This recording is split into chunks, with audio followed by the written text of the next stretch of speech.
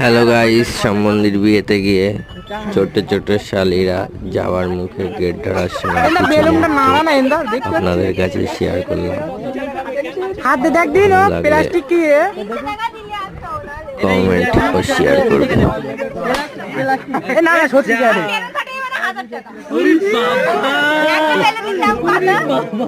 এই যে আমরা বেলুন নিয়ে এলাম না, যে বেলুন ফাটবে না।